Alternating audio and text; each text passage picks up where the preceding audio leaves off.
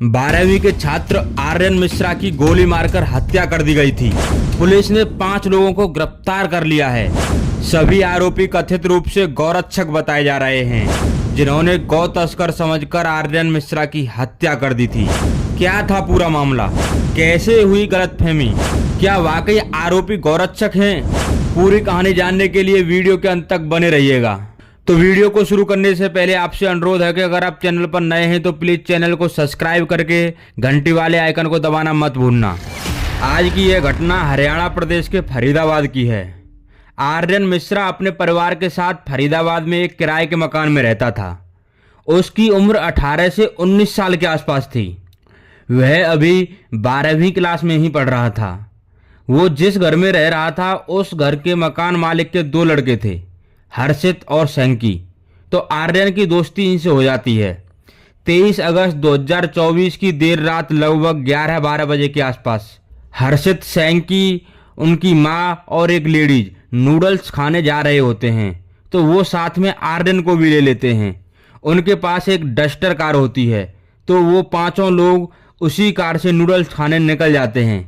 पास में ही एक वर्धमान मॉल है जिसमें वो नूडल्स खाते हैं। जब वह घर वापस लौट रहे होते हैं तो सेक्टर 21 के पास एक कार खड़ी होती है। उसमें से कुछ लोग इन लोगों को रुकने का इशारा करते हैं, पर जैसे ही हर्षित उन्हें देखता है जो कि गाड़ी चला रहा था, वह गाड़ी को रोकने की बजाय उसे और तेज भगाने लगता है। उसे लगता है कि जिन लोगों के साथ कुछ दिन पहले झगड़ा हुआ था उन्हीं में से ये लोग होंगे।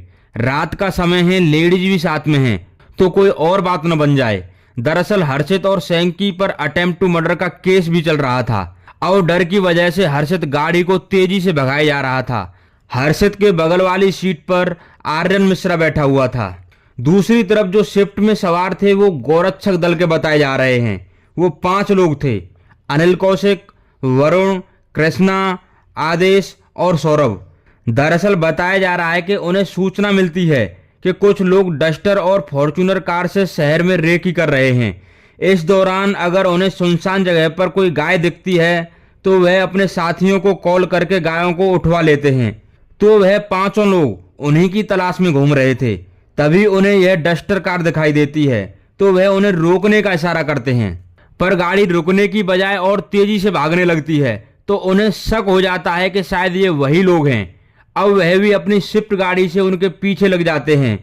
आगे आगे डस्टर और पीछे पीछे शिफ्ट।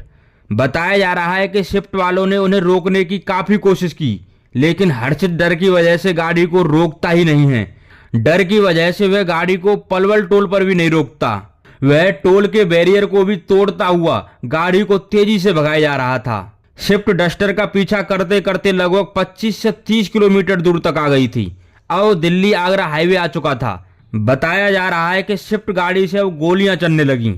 पहली दूसरी गोली हवा में चलाई गई, तीसरी गोली सीधी डस्टर की तरफ चला दी, जो कि गाड़ी के पिछले शीशे को तोड़ते हुए हर्षित की बगल वाली सीट पर बैठे आर्यन को लग जाती है। गोली लगते ही गाड़ी में मौजूद सभी लोग डर जाते हैं। आर्यन के शरीर से बहुत सारा खून निकल रहा था। अब पहली बार था जब हर्षित अपनी गाड़ी को रोकता है। तभी शिफ्ट गाड़ी भी उनके पास आकर रुक जाती है। वह लोग गाड़ी से उतरते ही इस बार सामने से चौथी गोली चला देते हैं। इस बार यह गोली आर्यन की छाती में लगती है। अब तो गाड़ी में चीख पुकार मचने लगती है। अब अनिल कौशिक एंड टीम को पहली बार लगता है कि शायद उनसे कोई चूक हो गई है, शायद उनसे कोई गलत व्यक्ति मारा गया है। डर की वजह से वह सभी लोग तुरंत मौके से भाग जाते हैं। अब रात के लगभग 3 बज चुके थे।